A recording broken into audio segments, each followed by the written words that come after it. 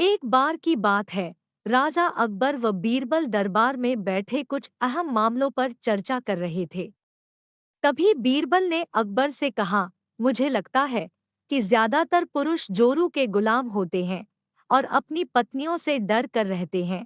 बीरबल की यह बात राजा को बिल्कुल भी पसंद न आई। उन्होंने इस बात का विरोध किया। इस पर बीरबल भी अपनी बात मनवाने पर अड़ गए।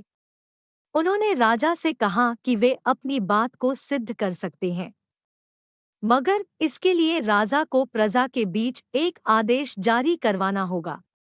वह आदेश यह था कि जिस पुरुष के अपनी पत्नी से डरने की बात सामने आएगी, उसे दरबार में एक मुर्गी जमा करानी होगी। राजा बीरबल की इस बात पर तैयार हो गए।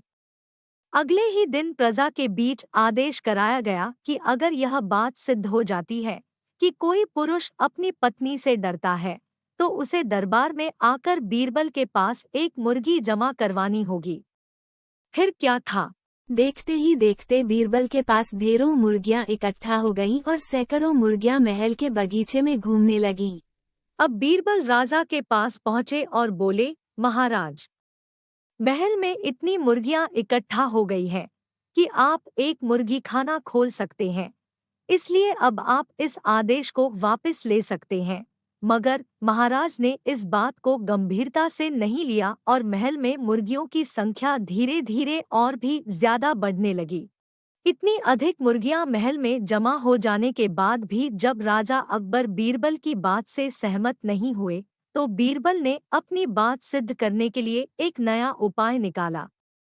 एक दिन बीरबल राजा के पास गए और बोले, महाराज, मैंने सुना है कि पड़ोस के राज्य में एक बहुत ही खूबसूरत राजकुमारी रहती है।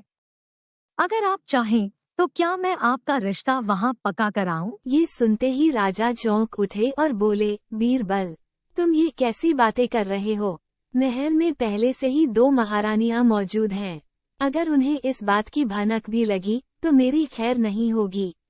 ये सुनकर बीरबल ने तपाक से जवाब दिया, चलिए महाराज, फिर तो आप भी मेरे पास 2 मुर्गियां जमा करा ही दीजिए। राजा बीरबल का ऐसा जवाब सुनकर शर्मा गए और उन्होंने अपना आदेश उसी वक्त वापस ले लिया। कहानी से सीख। अकबर बीरबल की इस कहानी से हमें ये शिक्षा मिलती है कि बातों की चतुराई से हम किसी भी बात को मनवा सकते हैं। जरूरत है तो बस बीरबल की तरह चतुराई से अपना पक्ष रखने की।